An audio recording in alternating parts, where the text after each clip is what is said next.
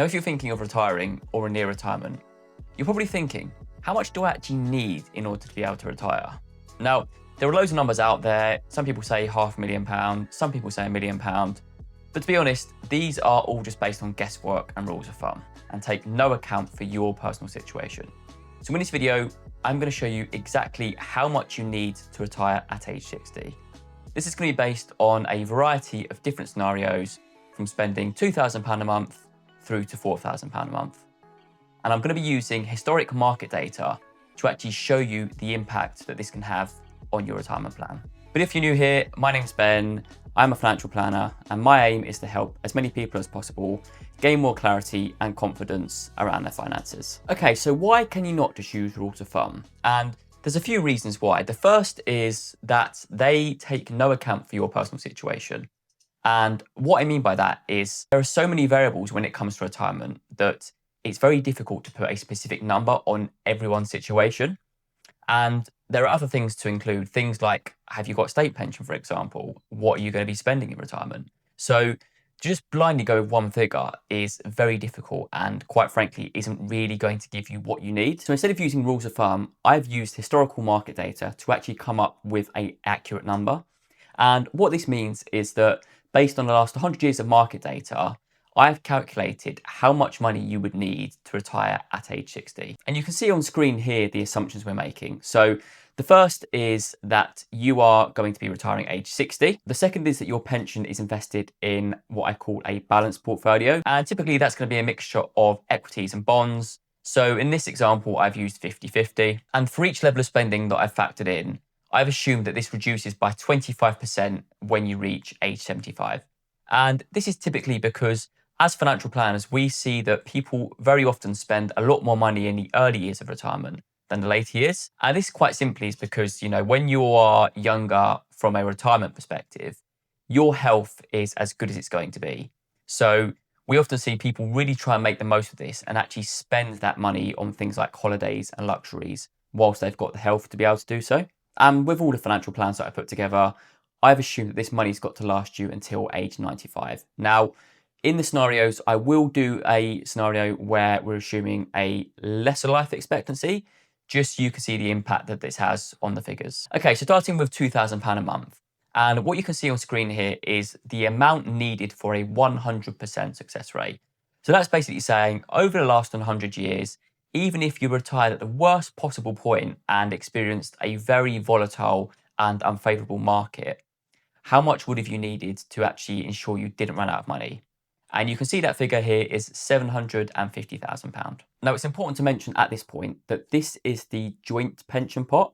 So this could be, for example, one of you has £300,000, the other one has £450,000.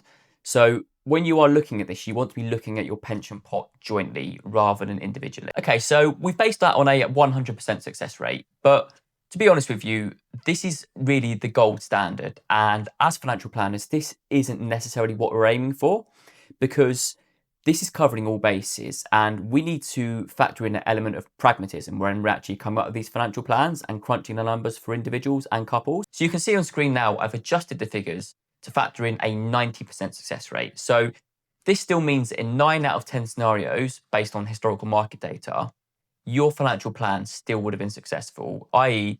you still would have had sufficient income to be able to meet your expenses throughout retirement. So this has reduced the required figure from £750,000 to £625,000. So you can see here, although we've only adjusted the success rate by 10%, it's reduced the amount required within your pensions by £125,000. Okay, so what else have we not factored in here? Now, the foundation of most people's retirement is going to be their state pension.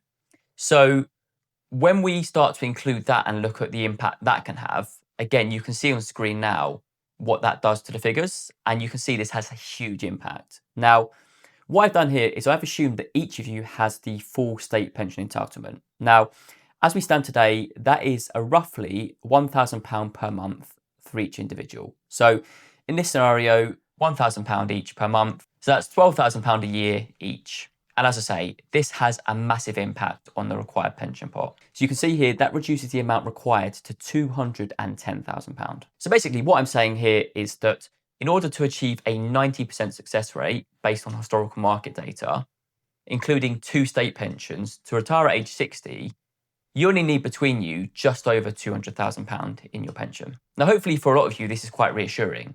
And this really shows the heavy lifting that the state pension does for you. Now, as I've said, that state pension is £1,000 each, roughly per month. So you can see that if we are assuming you're going to be spending £2,000 a month to bet together, you can actually see that that covers your expenses. So once your state pension starts at age 67, that effectively is going to cover your expenses for the remainder of your retirement. So that £210,000 really is just covering the gaps in your income requirement from age 60 to age 67. Okay, so how does your life expectancy actually have an impact on the figures? Because, I'm assuming you're going to live to age 95. Now, clearly the average life expectancy as we stand today in the UK is about 10 years less than this. So if we assume you live to age 85, for example, how does that impact the required pension pot? And again, you can see on screen here, this actually doesn't have much of an impact. And that's because in this situation, once your state pension comes in, that is covering all your expenses. So even if you did live 10 years less, the required pension pot is actually only £10,000 less. So hopefully this actually gives you some sort of context as to the fact that your life expectancy at this level of expenses doesn't actually make a huge difference on how much money you need in your pension. Okay, so before we get into the other expenses and the pension pot size required for those, if you're enjoying the video and getting some value from it, please do subscribe to the channel because I'll be posting a lot more videos like this in the future and it really would mean a lot to me. Okay, so you can see on screen now that for £3,000 a month, a 100% success rate means you would need £1.1 million together in your pensions. And for £4,000 a month, you would need £1.5 million combined within your pensions. But as I've said, this really is a bit overkill. So if we then reduce that down to 90%, how does that impact the figures? You can see on screen here that for £3,000 a month, that reduces the required pension pot to £925,000. And for £4,000 a month, that reduces to £1.25 million. Okay, now the big one, factoring in the state pensions. What impact does that have? So you can see here that for £3,000 a month, that reduces the required pension pot between you to £460,000. And for £4,000 a month, that reduces to £800,000. And I've also put on screen the required pension pot size based on the reduced life expectancy of 85. But again, you can see this doesn't really have much of an impact. Now, clearly there's a bigger impact here than there is in the £2,000 example because you are more reliant on that pension even when the state pensions come into payment, because quite clearly if you're spending £3,000 or £4,000 a month, your state pension, even if both of you have the full state pension, still isn't going to cover your expenses. Now, clearly there are so many other factors at play here, and these are assuming you've got the full state pension, no other income, no defined benefit pensions, anything like that. This is a very simple model. Now, quite clearly your situation may be more complex than that. You might have rental income, for example, you might have defined benefit pensions that come into payment at different ages. And that again can have a huge impact on the pension pot size required.